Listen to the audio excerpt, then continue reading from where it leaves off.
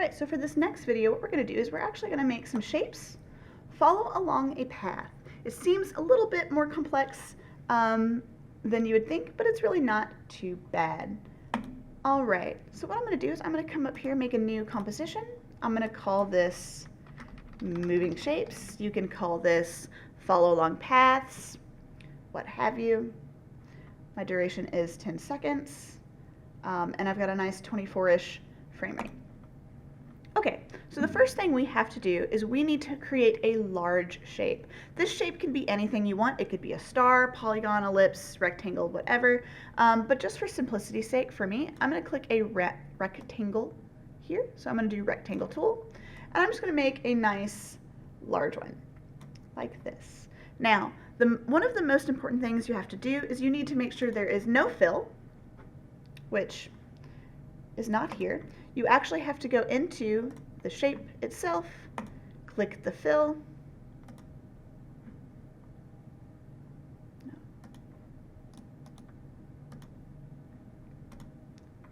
so one of the most important things is we have to make sure that we remove the fill. So what we're going to do is we're going to come up here to the word fill, we're going to click it, and make sure we click the one that says none. Hit OK. But we do want a stroke, so I'm just going to increase that just a little bit so it's a little easier to see. I did go ahead and open up my rectangle here just so I could check in on our fill and our stroke here just to make sure that all my settings were default, which they are. They should be for you, but sometimes I've had some issues with older versions of After Effects not having things set to default.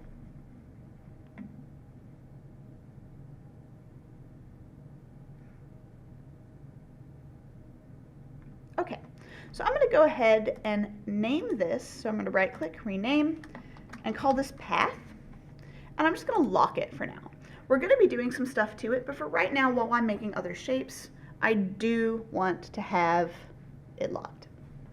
So I'm going to go ahead and make another shape. This could be a star, ellipse, a circle, polygon. I'm just going to make another rectangle because I want a nice little square like that. And for this one, we do want it to have a nice fill color, so I'm going to do just like maybe like a nice bright purple. And I am going to get rid of its stroke, which again, we cannot see here. We have to click the word stroke, go to none, tell it OK. And then I'm going to go back to my standard selection tool V pretty much any time I do anything. And then I'm going to right click on this shape layer, rename it, and call mine box. Now, if you are noticing that your box is inside of your path layer, you want to make sure before you create that box that it is unselected. So if you have path selected when you make your box, that's why box will be inside, which is another reason why we locked path. So we don't accidentally parent our box into our path.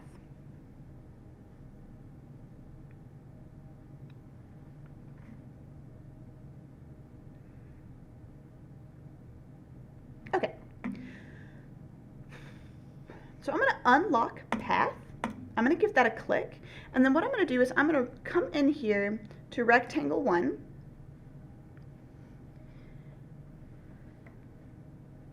and I'm going to right click it for this rectangle path right there, and I'm going to convert it to a Bezier path, or Bezier, depending on how I want to say it that day.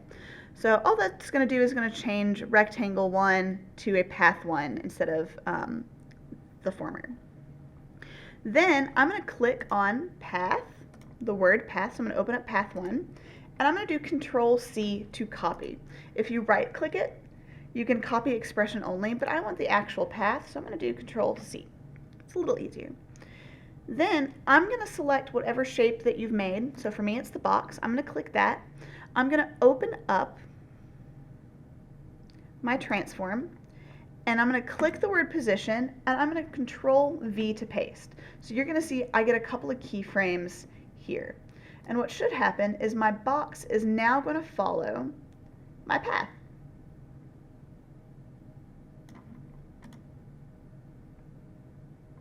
Now, something to keep in mind is my anchor point, ooh, I zoomed in a little too far,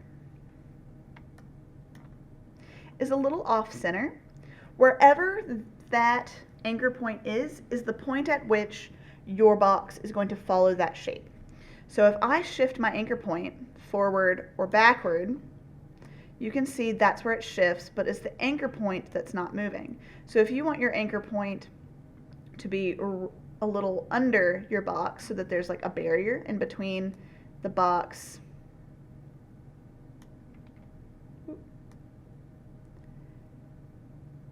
and that edge, you can do that. The problem is you'll have to keyframe it to get it to stay on the other side, because you can see it's only on this one zone. So just be aware that's kind of how it works. Since mine's just in the center, I'm just going to leave that because that's nice. Okay, now you can do this as many times as you want. You can have as many shapes as you want. However, it's kind of neat that I have this path, but I kind of want my box to make it look like it's appearing to grow this path from it instead of it just being like stuck on the path. So what I'm going to do is over here in my box section, I'm just going to minimize my path for now. There's this little add button. I'm going to give that a click, and these are all just things that you can add to a layer.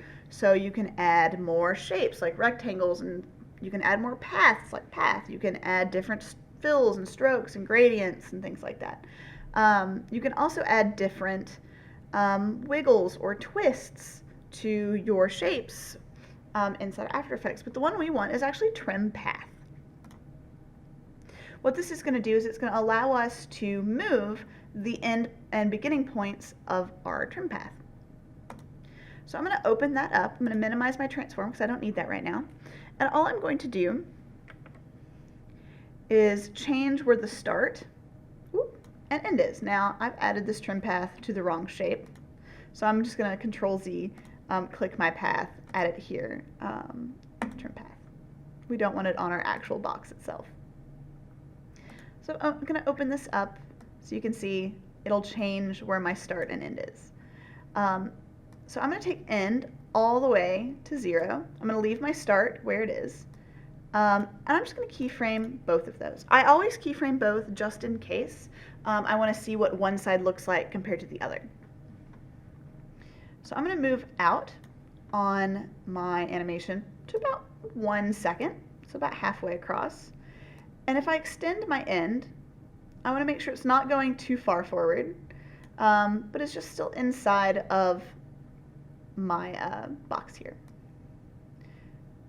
So you can see when I hit play, it looks like my box is growing my path. Now because I only have this one here, for some reason it's wanting to say there's no more animation after that with my path. So I'm just going to make sure I go out past where my animation would be. So at about 2 seconds on the dot, take that to 100.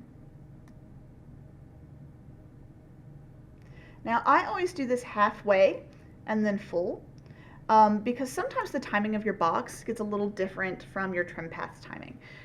So just going halfway in your animation and then continuing to the end really helps eliminate any weird underlapping or overlapping you might have.